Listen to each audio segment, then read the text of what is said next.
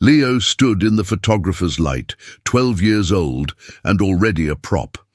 Mr. Sterling had adopted him from the orphanage on a Tuesday, signed papers on Wednesday, and smiled for magazines on Thursday, a billionaire's redemption arc purchased for the price of one unwanted child. The penthouse overlooked a city of 8 million souls, yet Leo learned that loneliness expands to fill any space, even those lined with marble and shame. 6 years later, a lawyer arrived with documents that rewrote everything: bloodlines hidden in legal files, a grandfather's fortune stolen by time and silence, a boy who was never rescued but reclaimed.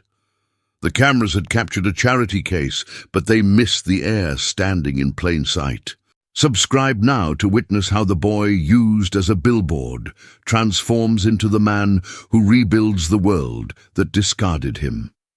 The orphanage smelled like industrial detergent, and the particular sadness that accumulates in places where children learn to stop expecting rescue, a scent Leo would carry in his memory, like a scar that never fully closed. Even after the limousines arrived and the cameras began their hungry documentation of his supposed salvation. He had been standing in the common room when the social worker called his name, her voice carrying the false brightness adults use when delivering news they believe should be celebrated. Though Leo had already learned that good news for grown-ups often translated into complicated futures for children. The other kids watched from their positions on worn furniture, their eyes tracking his movement toward the door with the blank intensity of those who have witnessed too many departures, too many promises that someone would come back and visit,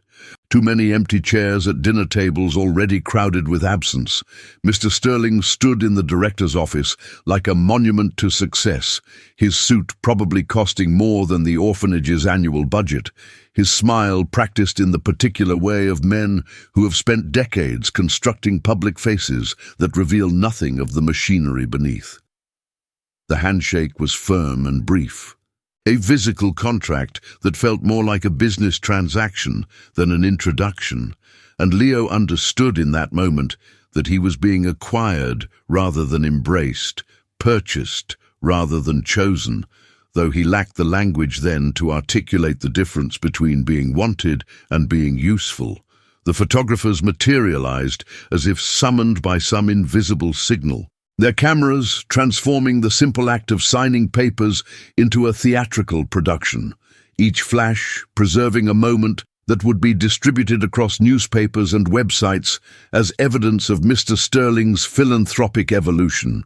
His journey from ruthless businessman to compassionate benefactor, requiring only the strategic adoption of one photogenic orphan. Leo was instructed to smile, to stand closer, to look grateful but not desperate, to embody the perfect balance of neediness and dignity that would resonate with audiences who wanted to believe in redemption without examining the systems that created the need for it. The director spoke in careful sentences about what an opportunity this represented, how lucky Leo was, how Mr. Sterling had personally selected him from all the children in the facility, though Leo had noticed the way the billionaire's assistant had walked through the common room with a clipboard, evaluating heights and complexions and the photographic potential of various faces. The paperwork seemed endless, each signature transferring custody and responsibility, transforming Leo from ward of the state to property of Sterling, though the legal language dressed up ownership in terms like guardianship and care. When they finally left, Leo carried a single bag containing everything he owned, which fit easily in the trunk of the town car, a visual metaphor so obvious the photographers nearly tripped over themselves capturing it. The orphanage disappeared in the rearview mirror, and Leo felt the peculiar vertigo of leaving the only stability he had known for an unknown that presented itself as improvement, but felt more like displacement, a relocation from one form of abandonment to another, dressed in better clothing. The penthouse existed in a realm Leo had only seen in movies, all clean lines and expensive emptiness, rooms so large his footsteps echoed, as if the space itself was commenting on his insignificance within it. Mr. Sterling gave him a brief tour, gesturing toward rooms with the distracted efficiency of someone showing a guest where to find the bathroom, pointing out the kitchen Leo would rarely use, the gym he was welcome to access, the study he should never enter without permission. His bedroom was larger than the entire sleeping area at the orphanage, furnished with the kind of careful neutrality that suggested a decorator had been hired to create a space for a theoretical child rather than a specific boy, everything matching and meaningless, beautiful and cold. The view stretched across Manhattan, thousands of windows reflecting late afternoon sun. Millions of lives unfolding in parallel narratives he would never touch, and Leo pressed his hand against the glass, feeling both elevated and isolated, lifted above the city while being sealed away from it. Mr. Sterling's instructions were delivered with the tone of someone explaining office procedures to a new employee rather than welcoming a child into a home. Mealtimes, quiet hours, the importance of maintaining certain appearances when guests visited, the absolute necessity of being available when photographers or journalists required access. Leo unpacked his single bag, placing his few belongings in drawers designed to hold 10 times that volume, each item looking lost in all that expensive space. And he realized that he had traded the crowded intimacy of the orphanage for the lonely abundance of this tower. The first dinner was served by staff Leo hadn't known existed. People who moved through the penthouse like ghosts, maintaining the machinery of luxury, setting plates and pouring water, and disappearing before conversation could acknowledge their presence. Mr. Sterling sat at the opposite end of a table designed for 12, the distance between them requiring raised voices, though the billionaire seemed content to eat in silence, occasionally glancing at his phone with more interest than he directed toward his new ward. Leo had been taught basic manners at the orphanage, the kind of generic politeness that works in most situations, but he found himself uncertain which fork to use. Which glass was his, whether he was supposed to wait for Mr. Sterling to begin or start eating when the plate arrived. The food was elaborate and unfamiliar, each course a performance of culinary technique that seemed designed to impress rather than nourish, and Leo ate carefully, trying to decode the social choreography of this new world, while his stomach reminded him that quantity mattered more than presentation when you had spent years eating institutional meals. When Mr. Sterling finally spoke, it was to deliver information rather than make conversation. The school Leo would attend, the tutor who would help him catch up academically, the publicist who would prepare him for interviews, the schedule of events where his presence would be required. There were no questions about how Leo felt, what he needed, whether this overwhelming transition was happening too fast, and Leo understood that his inner life was irrelevant to the transaction that had brought him here. The nights were the hardest, when the penthouse settled into its expensive silence, and Leo lay in his oversized bed surrounded by darkness that felt different from the darkness of the orphanage, lonelier somehow despite the luxury. At the orphanage, sleep had been accompanied by the sounds of other children breathing, shifting, occasionally crying,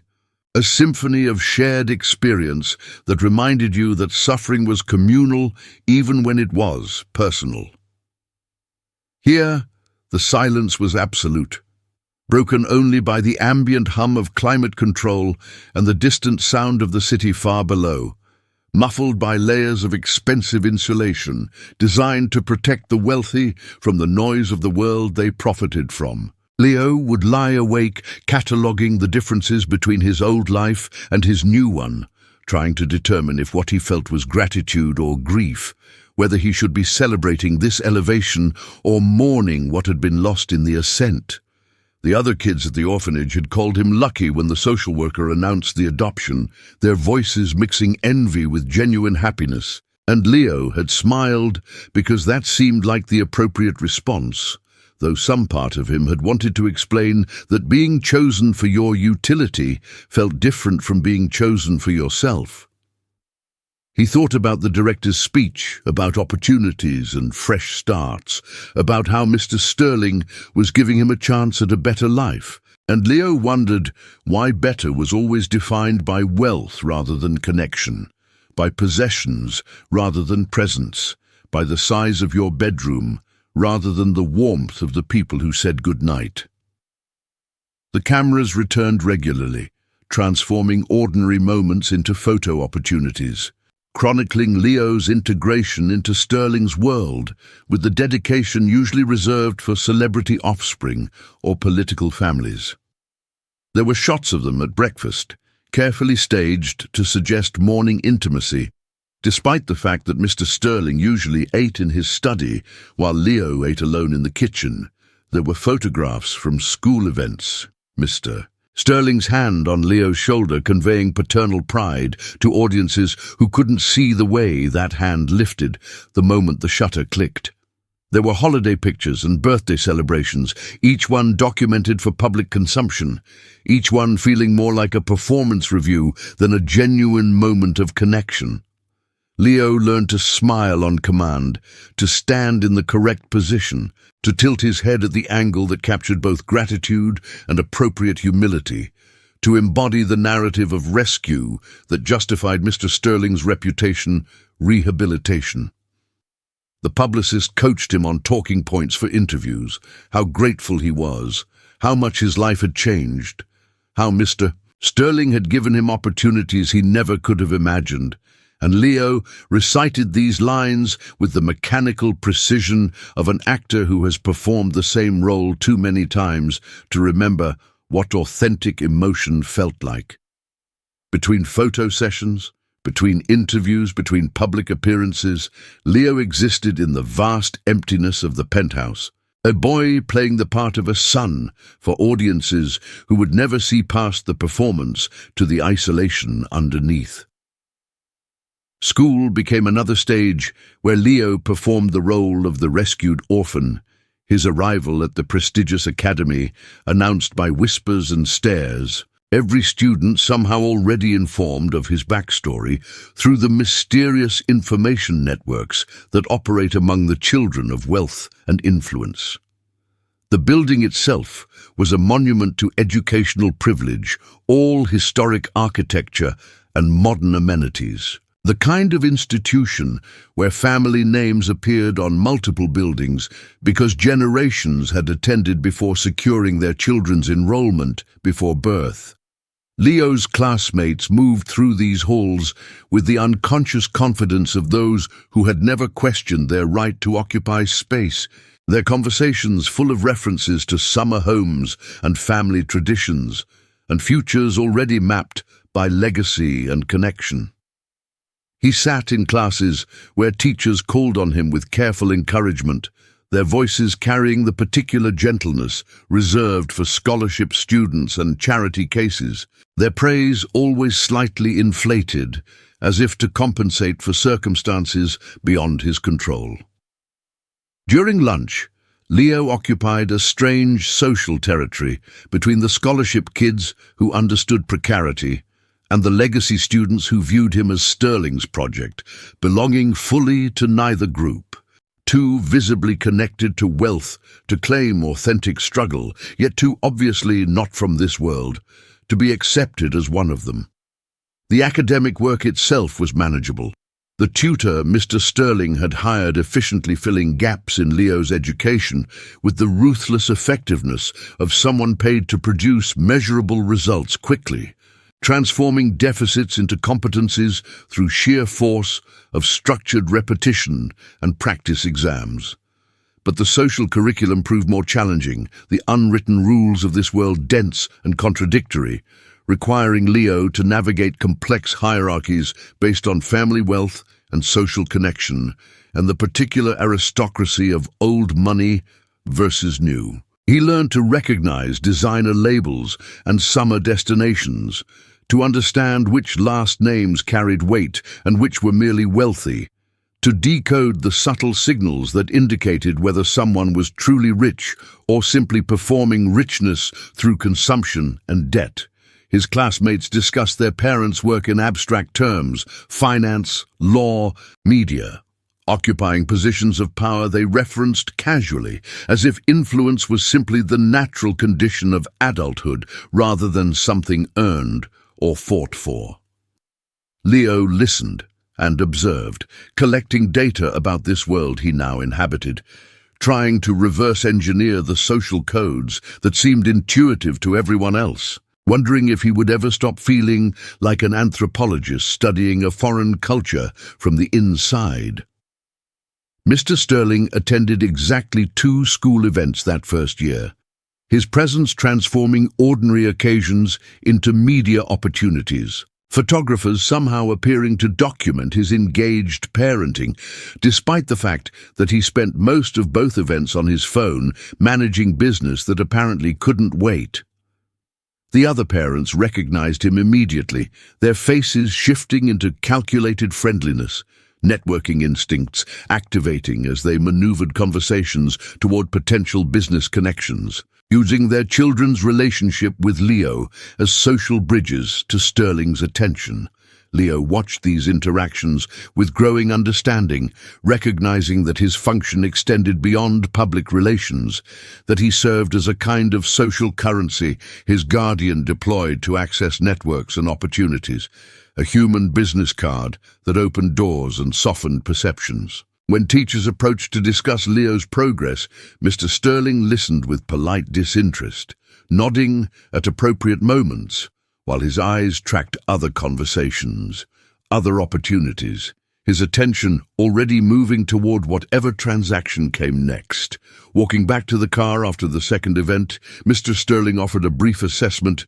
"Good job. You're doing well. Keep it up." The words delivered with the same tone he probably used to acknowledge competent employees, praise that recognized performance rather than person, achievement rather than effort. At home, though Leo struggled to call the penthouse home, the word implying warmth and belonging this space had never offered. He developed routines that filled the empty hours between school and sleep, creating structure in the absence of genuine connection or care. He discovered the building's library, a room Mr. Sterling never used, filled with books purchased by decorators to suggest intellectual depth, many of them never opened, their spines uncracked and pristine. Leo read voraciously, losing himself in narratives that offered temporary escape from his own story, finding companions in fictional characters who seemed more real than the distant guardian who signed permission slips and deposited money in accounts but never asked about fears or dreams or the particular loneliness of living among luxury while starving for attention. The building staff learned his patterns, the doorman greeting him by name, the housekeeping team leaving small kindnesses, favorite snacks, books they thought he might enjoy, notes that acknowledged his existence in ways Mr. Sterling never managed. These minor gestures of recognition sustained Leo through months that might otherwise have convinced him he was invisible, proof that someone noticed when he left in the morning and returned at night, that his presence registered on someone's awareness, even if not on his guardian's. The public narrative of Leo's transformation continued to unfold in magazines and online features, journalists periodically requesting interviews to check on the orphan's progress, to document how Sterling's generosity had changed a child's trajectory, to reinforce the story of redemption through strategic philanthropy. Leo gave these interviews with increasing skill, having learned exactly which anecdotes landed well, which emotional notes to strike to satisfy audience expectations without revealing anything authentic about his internal experience. He spoke about gratitude and opportunity, about the private school and the nice room, and the exposure to culture and travel, reciting accomplishments like a resume designed to justify Sterling's investment. The journalists rarely asked difficult questions, content to accept the surface narrative, to frame Leo's experience within the comfortable story of deserving poor child, elevated by generous rich man. A tale that required no examination of why orphanages existed or what systems produced the poverty that made such rescues necessary.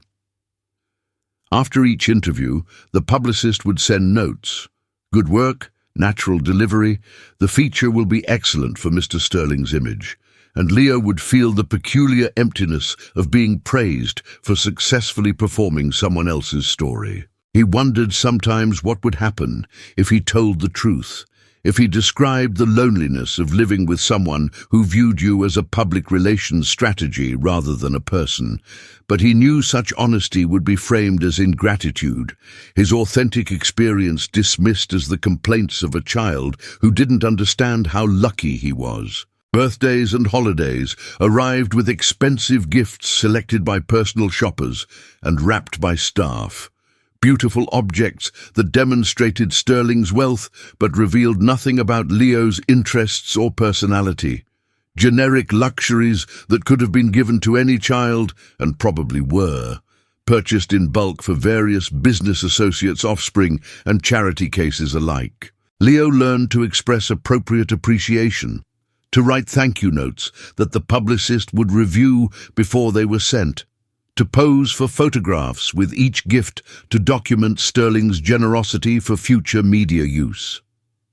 The other kids at school talked about family traditions, the specific rituals that marked their celebrations, the inside jokes and repeated stories and small customs that accumulated over years of shared experience, and Leo realized that traditions required consistency and attention, the steady accumulation of moments that he and Sterling would never build together. He tried once to establish something, suggesting they watch a movie together on Friday nights, a simple routine that might create some framework for connection. And Sterling had agreed in the distracted way of someone agreeing to something they had no intention of remembering.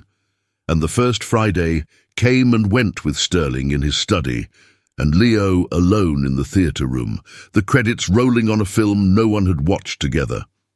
After that, Leo stopped suggesting, stopped hoping for spontaneous connection, stopped waiting for Sterling to notice him outside of scheduled public appearances, accepting instead the reality that he lived parallel to his guardian rather than with him, two people sharing space but not lives.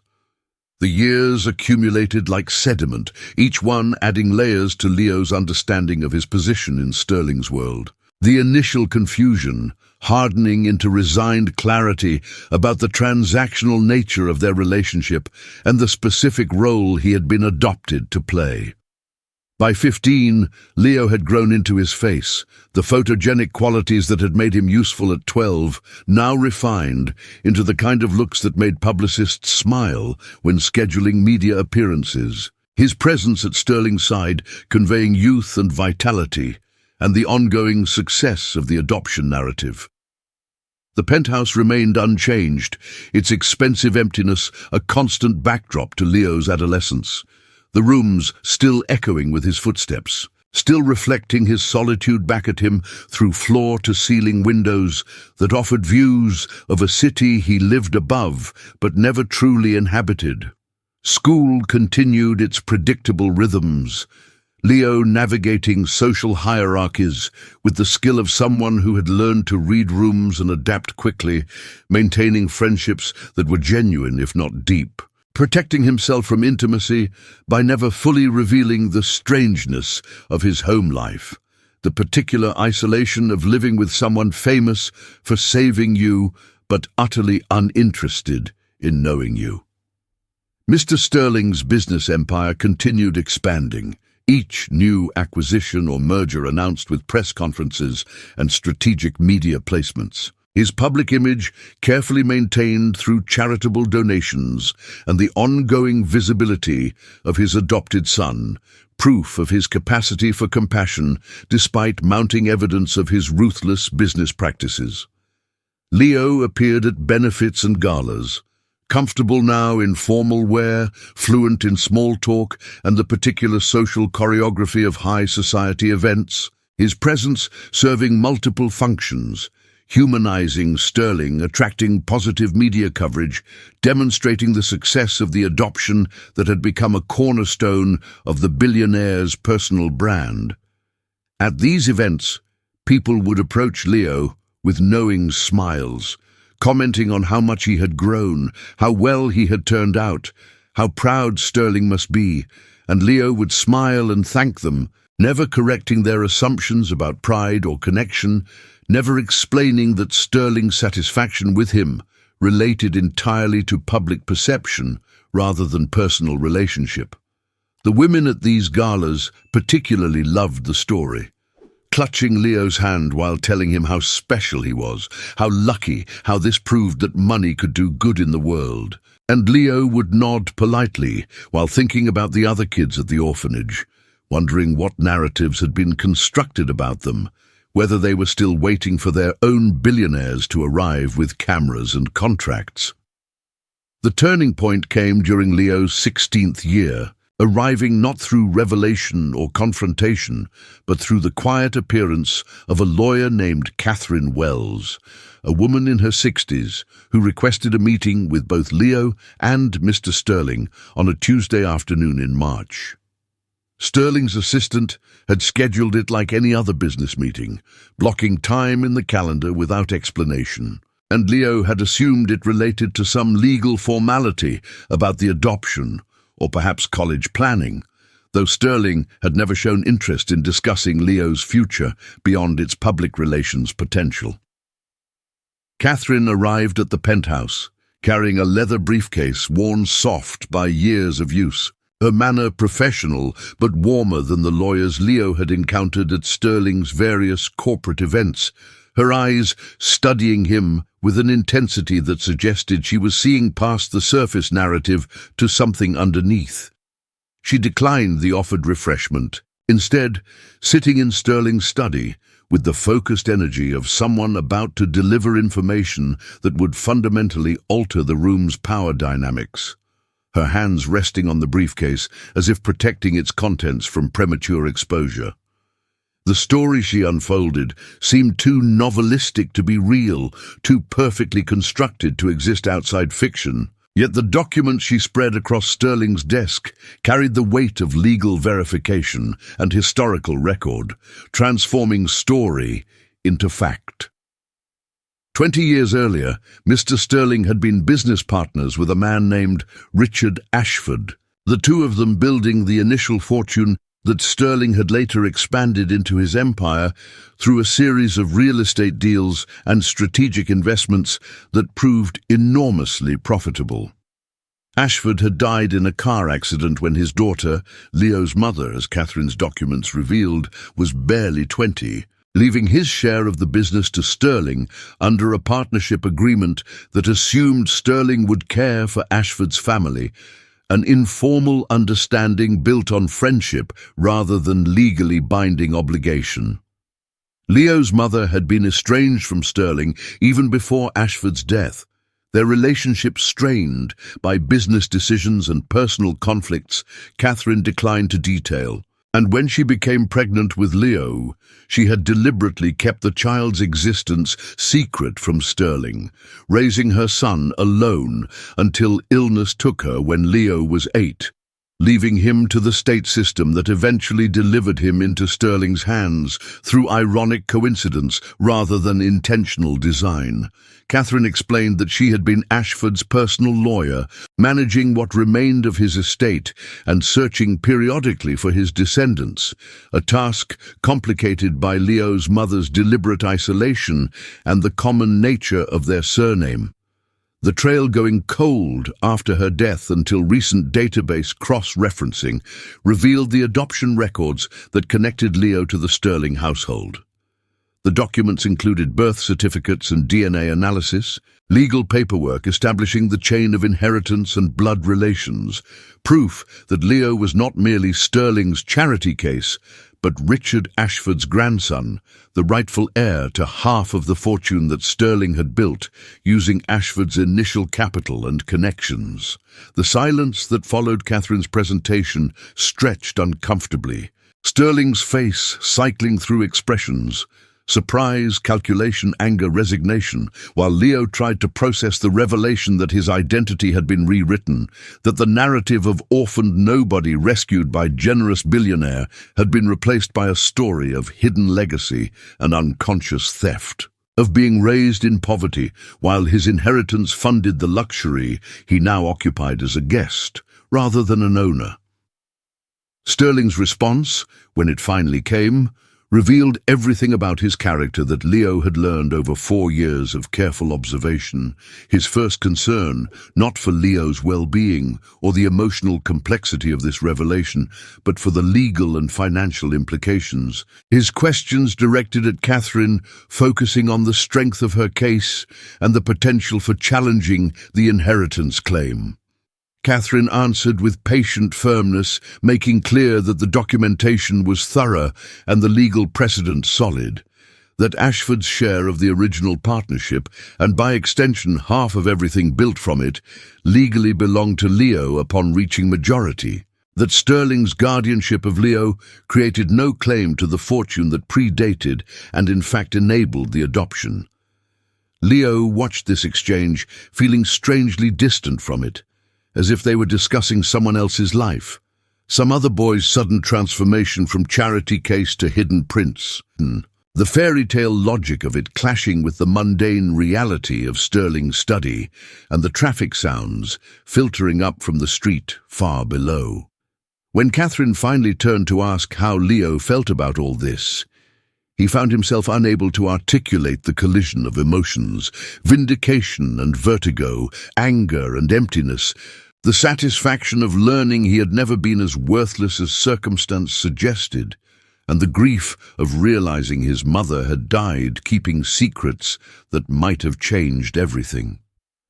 The rest of the meeting passed in procedural discussion, Catherine outlining the legal process of transferring assets and establishing Leo's access to funds, explaining that the full inheritance would be held in trust until he turned 18, but that certain provisions could be made for his immediate needs and education, making clear that his relationship with Sterling was now voluntary rather than dependent,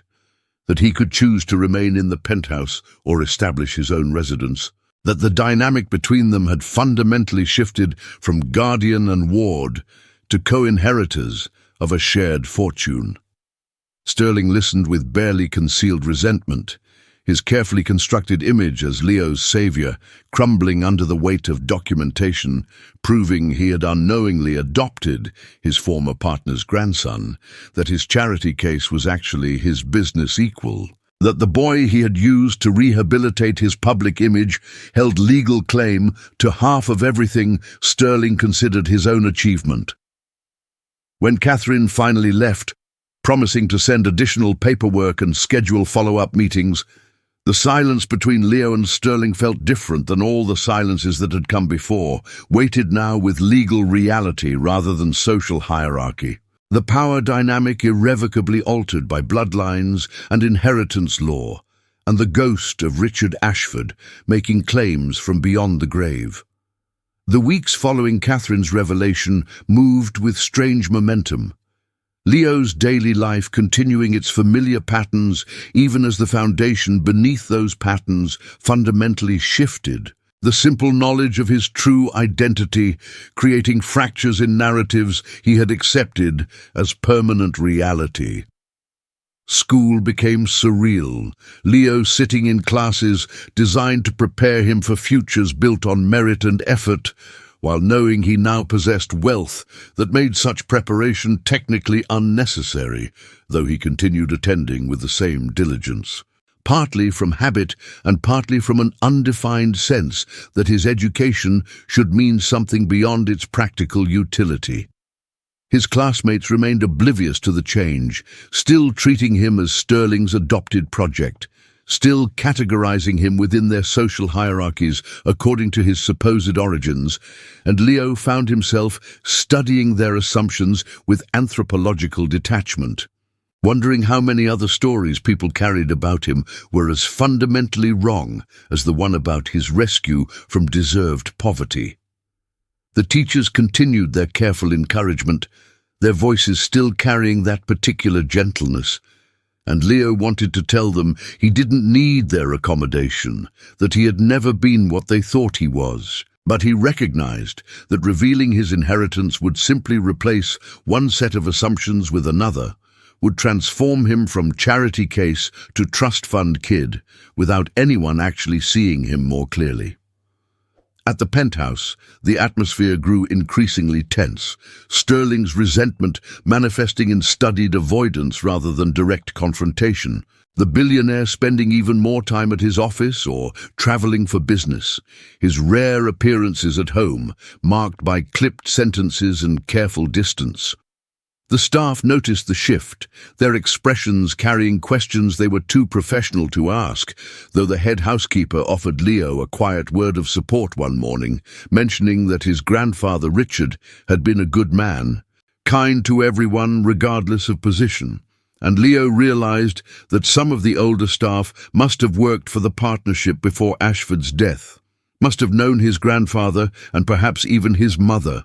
must have recognized him on some level when he first arrived, but remained silent out of loyalty to Sterling or uncertainty about their perceptions. Leo began seeking out these staff members, carefully asking questions about Richard Ashford, collecting fragments of a man he had never known, but who increasingly felt present in his life, a ghost made real through inheritance and other people's memories.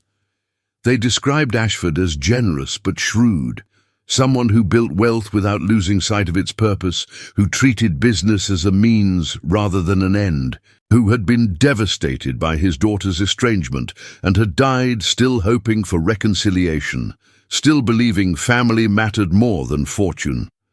Catherine became a regular presence, meeting with Leo weekly to discuss financial education and estate management, treating him as an adult inheritor rather than a child to be managed. Her approach dramatically different from Sterling's dismissive disinterest in Leo's thoughts or feelings. She explained the structure of the fortune, real estate holdings and investment portfolios, business interests and charitable trusts,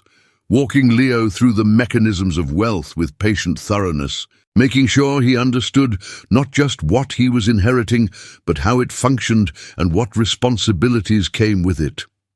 These conversations revealed the scale of what Ashford and Sterling had built, the way their initial partnership had snowballed into an empire, the specific deals and decisions that had transformed modest capital into generational wealth. And Leo struggled to reconcile this abstract empire with his own lived experience of poverty and institutional care. The knowledge that his mother had died without accessing resources that could have saved her, that he had suffered in orphanages while his inheritance funded Sterling's luxury. Catherine sensed his complicated feelings, gently suggesting that he might want to speak with a therapist, someone who could help him process not just the sudden wealth, but the grief and anger and confusion that came with learning your entire origin story had been rewritten, and Leo agreed, recognizing that he needed help navigating emotions that felt too large and contradictory to manage alone. The therapist, a woman named Dr. Morrison, who specialized in family systems and trauma, created space for Leo to articulate the strangeness of his situation, the collision between the story he had been told about himself and the truth that had emerged from Catherine's briefcase. In her office, Leo could admit how angry he felt at his mother for keeping secrets that cost him his childhood, how betrayed he felt by Sterling's use of him as a public relations tool, how lost he felt trying to understand who he was now that the foundational narratives of his life had been revealed as partial or false. Dr. Morrison listened without judgment, helping Leo understand that all his feelings could be simultaneously true, that he could grieve his mother while being angry at her choices, could recognize Sterling's emotional neglect while understanding the complexity of their new relationship, could feel both entitled to his inheritance and guilty about sudden wealth he hadn't earned. These sessions became anchors in Leo's week, the one place where he could speak freely about the disorientation of his transformation. where someone actually listened to his internal experience rather than projecting their own stories onto him, where he could begin to construct a coherent sense of self that acknowledged both his past and his emerging future. His 18th birthday approached with complicated significance, the date marking not just legal adulthood but full access to his inheritance, the moment when half of Sterling's empire would officially become his own, when the power dynamic between them would complete its reversal from dependent child to equal partner. The publicist called to discuss celebration plans, suggesting a party that could generate positive media coverage, perhaps announcing a charitable initiative that would frame Leo's coming of age within narratives of gratitude and responsibility. And Leo declined, explaining he wanted something private, just himself, and perhaps a few genuine friends. No cameras or strategic placements or performed intimacy for public consumption. The publicist sounded disappointed, but accepted his decision, and Leo felt a small surge of satisfaction at exercising control over his own narrative for the first time, at refusing to let his milestone be transformed into content for Sterling's ongoing image management. He invited 5 classmates who had become real friends over the years, people who knew him beyond his connection to Sterling, and they spent the evening at a restaurant Leo chose himself, eating food he actually enjoyed, rather than performing consumption of elaborate cuisine for invisible audiences, laughing about teachers and upcoming college plans and the normal concerns of 18-year-olds whose lives weren't being rewritten by surprise inheritances. The legal transfer happened in Catherine's office 3 days after his birthday, Leo signing documents that formalized his ownership of assets he could barely comprehend. Numbers so large they felt abstract, properties and businesses and investment vehicles that existed primarily as lines on spreadsheets and legal descriptions. Sterling attended the meeting, but contributed little, his signature appearing where required, but his presence otherwise silent. The defeat in his posture obvious, despite his attempts to maintain dignity, the man who had built his empire now forced to acknowledge that half of it had never truly been his, that his greatest achievement rested on a foundation he had inherited from a partner whose family he had failed to protect. When the final papers were signed, Catherine suggested Leo and Sterling might want to discuss their ongoing relationship, to establish clear boundaries and expectations now that their legal connection had fundamentally changed. And the two of them sat in her conference room facing each other across expensive wood, the silence stretching awkward and heavy between them until Sterling finally spoke, his voice carrying none of its usual confidence, asking what Leo intended to do now that he had access to his inheritance, whether he planned to remain in the penthouse or establish his own residence, whether he wanted continued connection or clean separation. Leo moved out of the penthouse 3 weeks after his inheritance became official, not out of anger or spite, but from a simple recognition that continuing to share space with Sterling would perpetuate a dynamic neither of them wanted,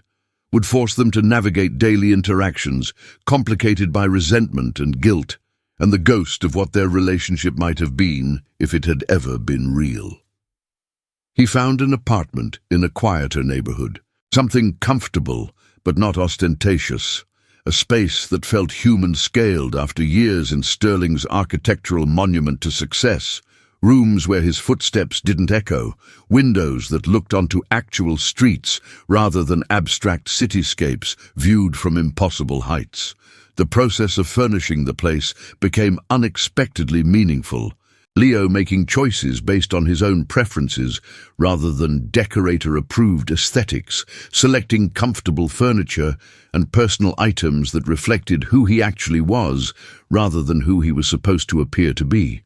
Building for the first time a space that felt genuinely his own. The staff from Sterling's building helped with the move, several of them clearly pleased to see Leo establishing independence, the head housekeeper slipping him her personal phone number and making him promise to call if he needed anything, her maternal concern filling a space Sterling had never occupied. The question of what to do with his inheritance weighed on Leo constantly, the sheer scale of his wealth creating a kind of paralysis, every potential decision feeling simultaneously too small and too large, too insignificant to matter or too significant to risk making wrong. Dr. Morrison helped him work through his instinct to either ignore the money entirely or give it all away, encouraging him to sit with the discomfort of having resources while others suffered, to recognize that wealth could be a tool rather than a burden if used intentionally, that having money didn't make him sterling as long as he remained conscious of his values and commitments. Leo began researching charitable organizations, particularly those focused on child welfare and orphan support, reading mission statements and financial reports with the thoroughness Catherine had taught him to apply to business documents, trying to understand which organizations actually served children and which primarily served their own operational bureaucracies. The statistics shocked him. How many kids remained in institutional care? How many aged out without support or family? How the system that had held him had failed to meaningfully improve despite decades of reform rhetoric and public concern. How children continued cycling through the same inadequate structures that had shaped his own early life. The idea came gradually rather than arriving as sudden inspiration. Leo spending weeks reading about orphanage reform and child welfare initiatives and the various attempts to address systemic problems through charitable intervention, recognizing patterns in what worked and what failed, what actually changed children's experiences and what simply made donors feel better without producing meaningful results. He thought constantly about his years in institutional care, remembering the specific deprivations that had hurt most, not the material poverty, which he had barely understood as unusual, but the emotional scarcity, the absence of adults who knew his name and cared about his internal life, the sense of being warehoused rather than nurtured, processed rather than seen. The good staff had made enormous differences, the ones who remembered your birthday, or asked about your day, or noticed when you seemed sad. But they were overwhelmed by numbers and bureaucracy, their capacity for individual attention limited by impossible ratios and inadequate support.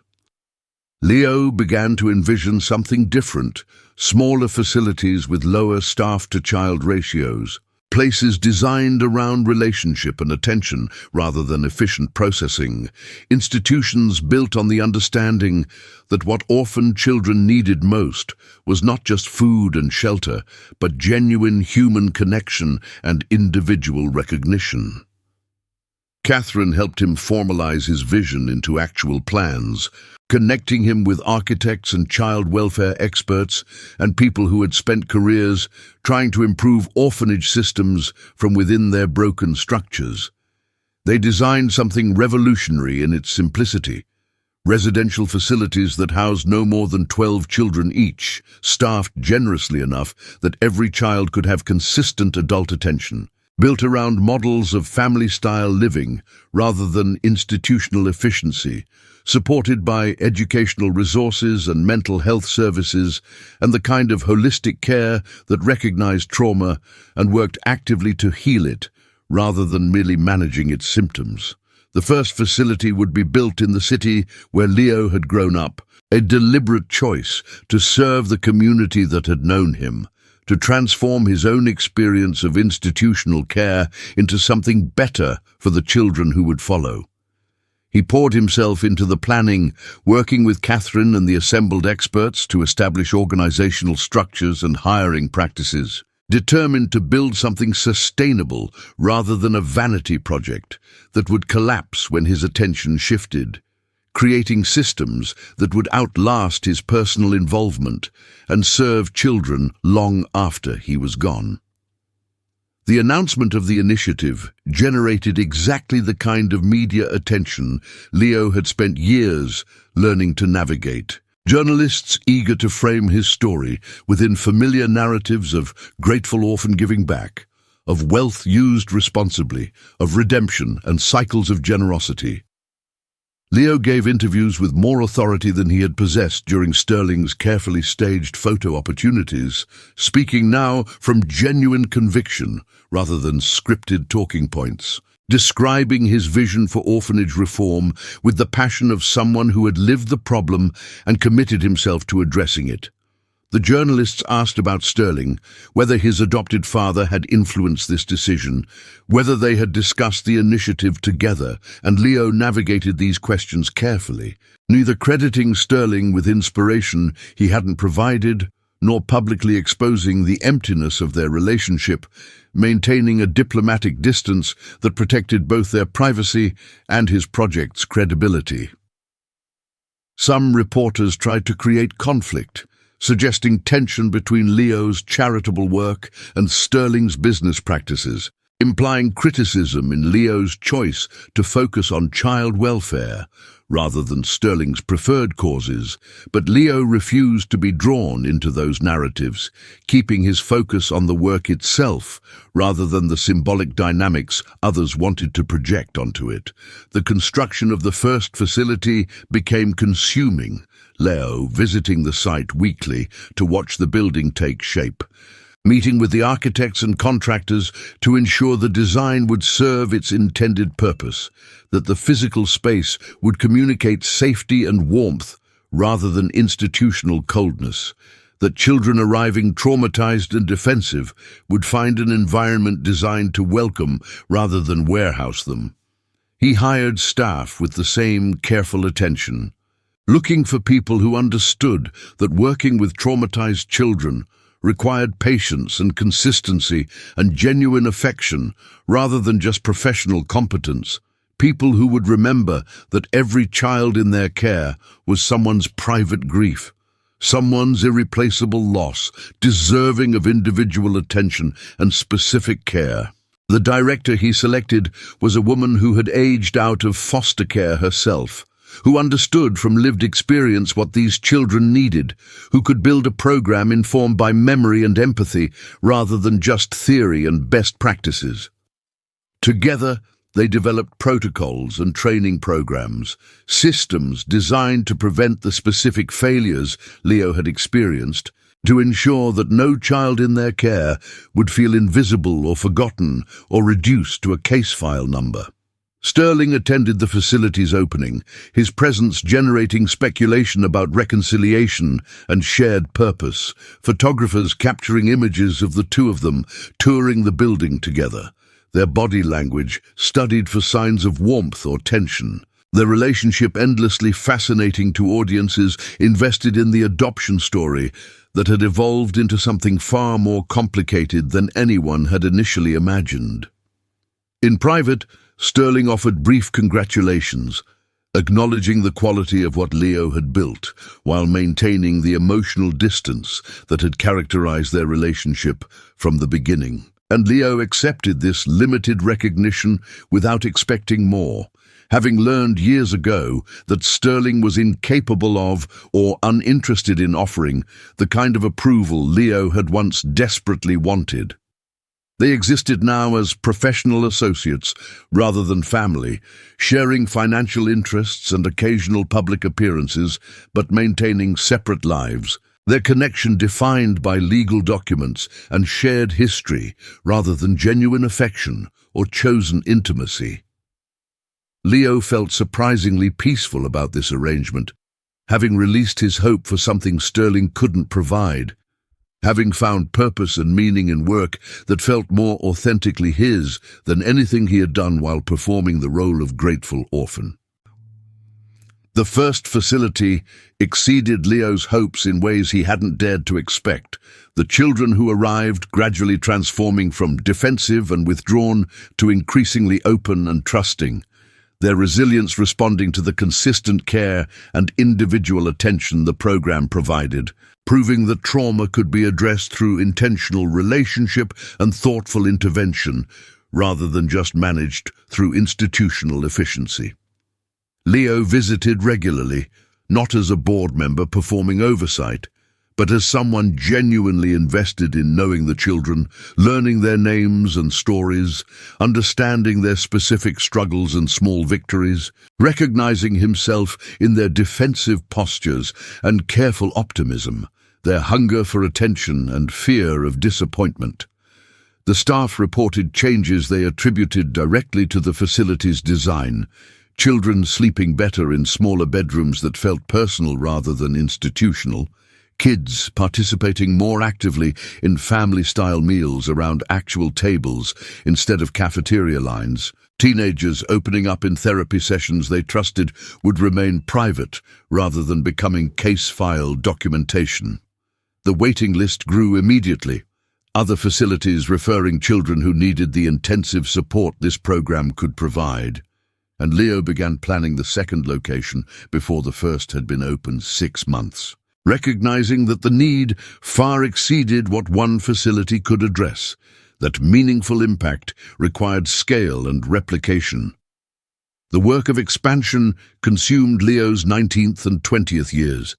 each new facility requiring the same careful attention to site selection and staff hiring, the same commitment to relationship-based care over efficient processing, the same willingness to invest more money per child than traditional institutions would consider financially sustainable, recognizing that the goal was not operational efficiency, but human healing, that some things couldn't be adequately addressed within profit-driven or budget-constrained models. Catherine helped establish the foundation that would manage the growing network, recruiting board members who understood child welfare and shared Leo's vision, creating organizational structures that could maintain quality while scaling up, ensuring that growth didn't compromise the fundamental principles that made the approach effective. By his 21st birthday, Leo oversaw 6 facilities serving 72 children, each location carefully designed and thoughtfully staffed, each one representing his commitment to ensuring that no child would experience the particular loneliness and invisibility that had marked his own years in institutional care, that the resources he had inherited would serve something beyond his own comfort or advancement. The media attention evolved as the project expanded, journalists moving beyond the initial heartwarming story of grateful orphan giving back to more substantive coverage of the program's methodology and outcomes. Researchers studying the facilities to understand why children there showed faster improvement in trauma symptoms than kids in traditional institutional care. Policy advocates pointing to Leo's work as evidence that orphanage reform was possible if adequately funded and properly designed. Leo became a reluctant expert in child welfare, invited to speak at conferences and advise on policy initiatives, his lived experience and emerging expertise creating a platform he hadn't sought but learned to use strategically, recognizing that his visibility could draw attention to issues that normally remained invisible to people with resources and power. He spoke carefully about the limitations of charity, explaining that individual philanthropy couldn't substitute for systemic reform, that his facilities served dozens while thousands remained in inadequate care, that real change required government investment and policy transformation beyond what private wealth could accomplish, trying to prevent his work from being used as evidence that the system was fine and just needed more generous billionaires.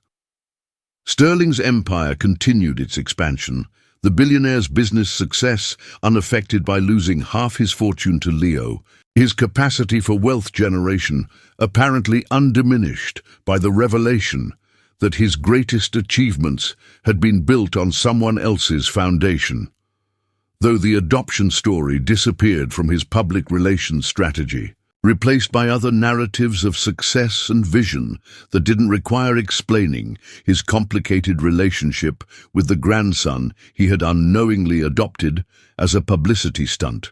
They saw each other occasionally at events or business meetings, their interactions professional and distant. The resentment that had initially charged their post-revelation relationship fading into something more like indifference, two people connected by history and finances, but fundamentally separate in purpose and values.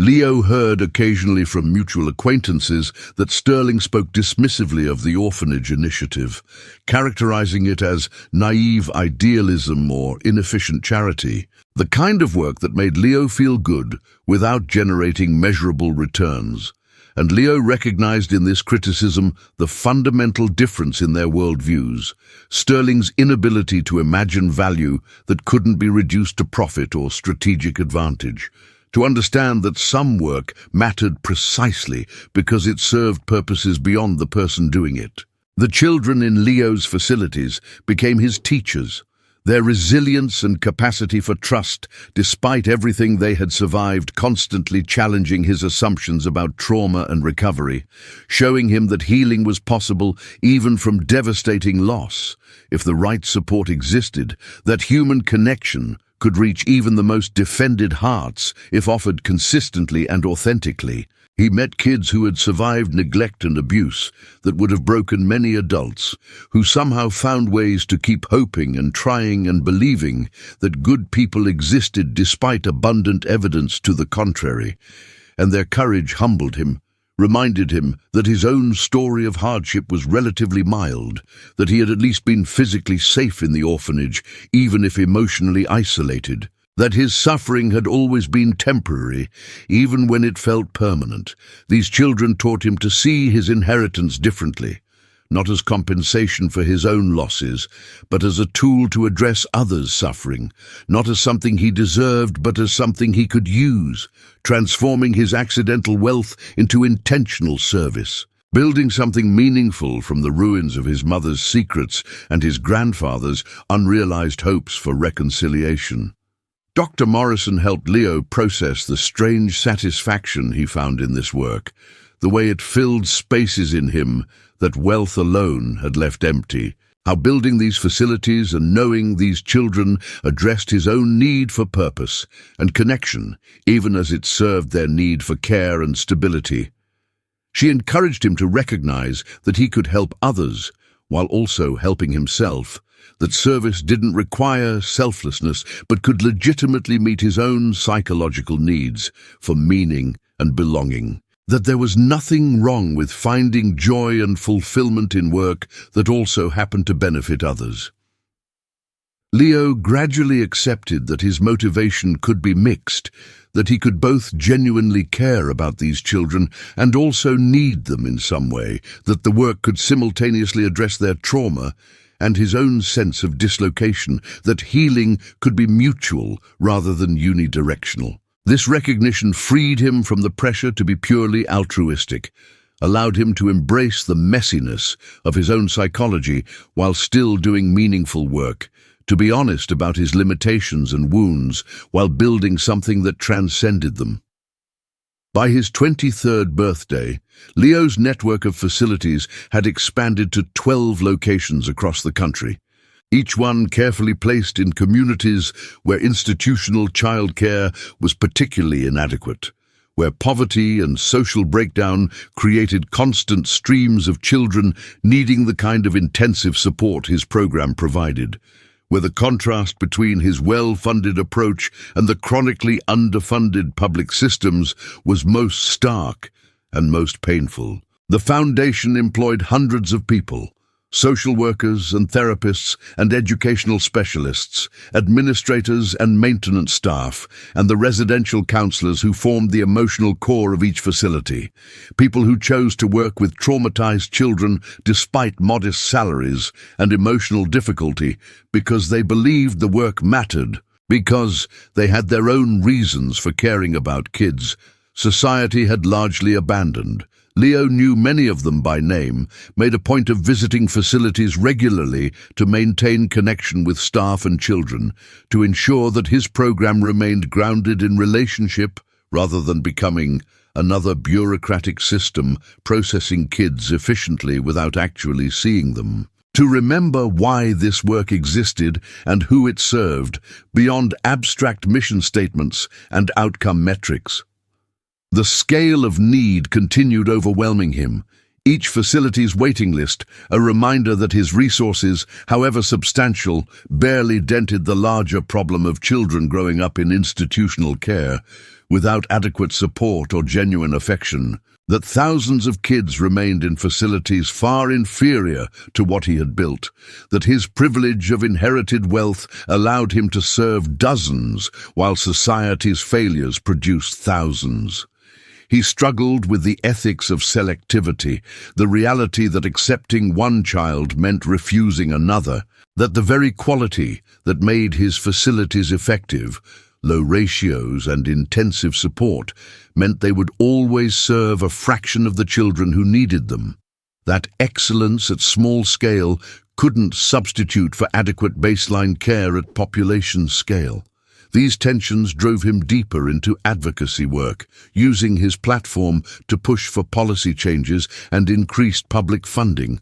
trying to transform his charitable model into systemic reform, recognizing that his foundation's existence inadvertently let politicians off the hook, allowed them to point to private charity as evidence that the problem was being addressed, when in fact the problem was growing faster than philanthropy could possibly respond. The public perception of Leo shifted as he aged into his 20s, media coverage moving away from orphan-made good narratives toward treating him as a serious figure in child welfare and philanthropy, someone whose opinions on institutional care and trauma-informed practice carried weight earned through lived experience and demonstrated commitment rather than just inherited wealth.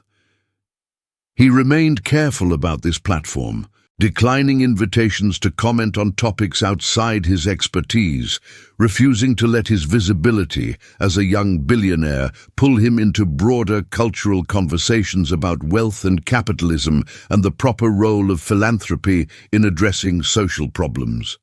keeping his focus narrowly trained on the specific issue of improving outcomes for children in institutional care. When journalists tried to draw him into commentary about Sterling or their complicated relationship, Leo maintained diplomatic silence, recognizing that public conflict served no one's interests, that his story with Sterling was too complex and too painful to reduce to quotable sound bites, that some things needed to remain private even when your life had been made involuntarily public by circumstances beyond your control.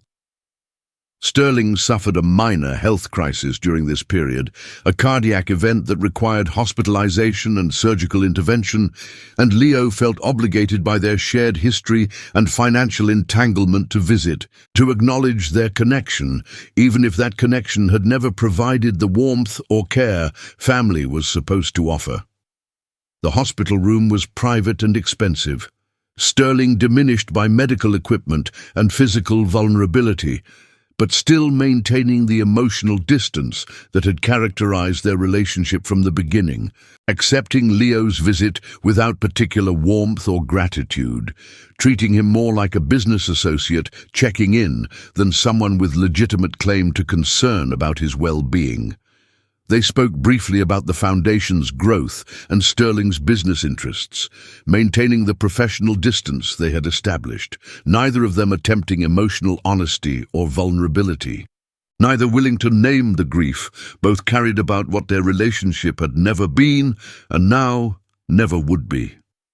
When Leo left, he felt the strange finality of knowing this might be their last meeting, that Sterling's mortality was suddenly visible in ways it hadn't been before, that whatever reconciliation might have been possible had probably already passed, that some wounds remained unhealed, not because healing was impossible, but because neither party could or would do the necessary work. The children in Leo's facilities continued teaching him about resilience and hope, their capacity to attach and trust, despite early experiences of abandonment and betrayal, constantly challenging his assumptions about trauma's permanence, showing him that human beings were more plastic and forgiving than psychotherapy theory sometimes suggested, that connection could reach even severely wounded hearts if offered consistently and without agenda. He watched kids who arrived shut down and defended gradually open up, Saw teenagers who had been written off as too damaged to help transform into young adults with dreams and plans and the beginnings of healthy relationships, witnessed the miracle of children choosing to hope again, despite every rational reason to protect themselves from further disappointment. These transformations weren't universal or linear. Some kids remained stuck in their trauma, unable to accept the care being offered, protecting themselves through walls too thick to penetrate. But the ones who healed reminded Leo why the work mattered, why excellence in care was worth the expense and effort, why every child deserved someone paying attention to their specific needs and struggles, rather than just processing them through inadequate systems designed for efficiency rather than healing. The Foundation's research division began documenting outcomes with academic rigor, working with university partners to study what made the facilities effective. Which specific elements of the program contributed most significantly to children's improvement, whether the model could be adapted for less intensive applications or required the full investment of resources to work properly. The emerging data confirmed what Leo had believed from the beginning, that relationship was the active ingredient, that children healed primarily through consistent connection with caring adults who knew them individually and remained present over time, that no amount of programming or services could substitute for genuine human attention and affection.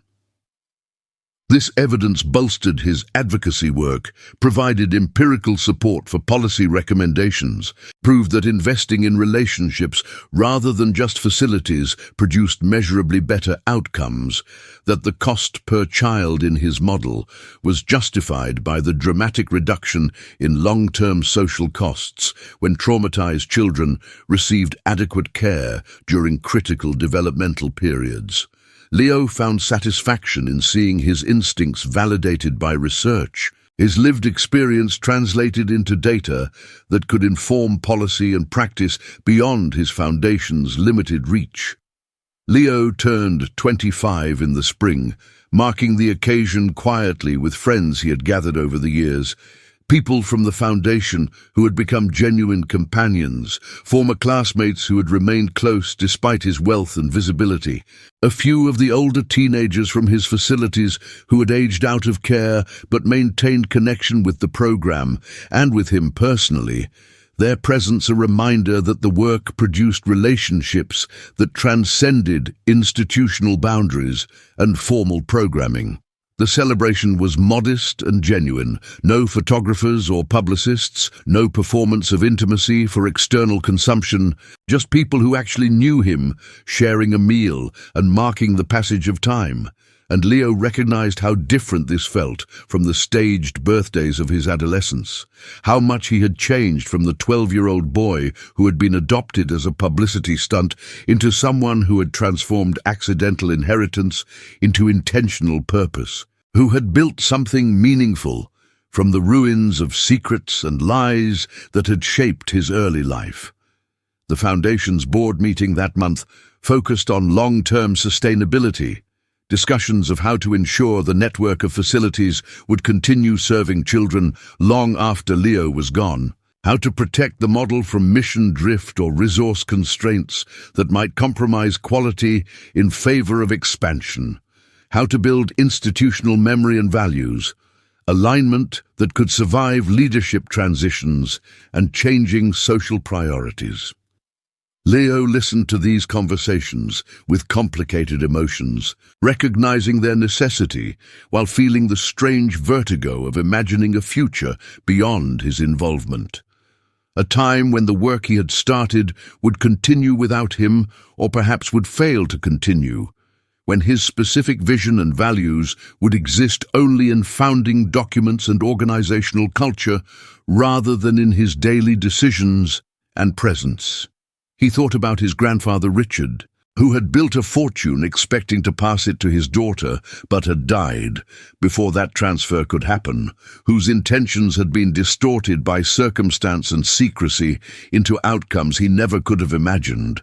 And Leo felt determined to avoid that fate, to establish structures clear enough and resilient enough that his purpose would survive him even if the specific implementation evolved. Catherine announced her retirement at that same meeting, explaining that age and health required her to step back from active practice, though she would remain available as advisor to the foundation and to Leo personally, her steady guidance having shaped the past 7 years of his life in ways he was only beginning to fully appreciate.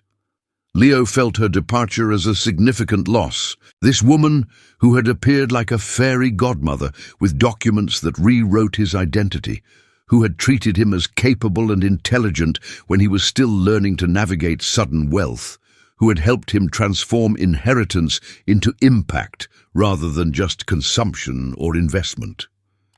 At the retirement dinner the foundation organized, Leo spoke about Catherine's influence on his life and work, his voice catching with genuine emotion as he described how her respect and guidance had given him confidence to trust his instincts and pursue his vision,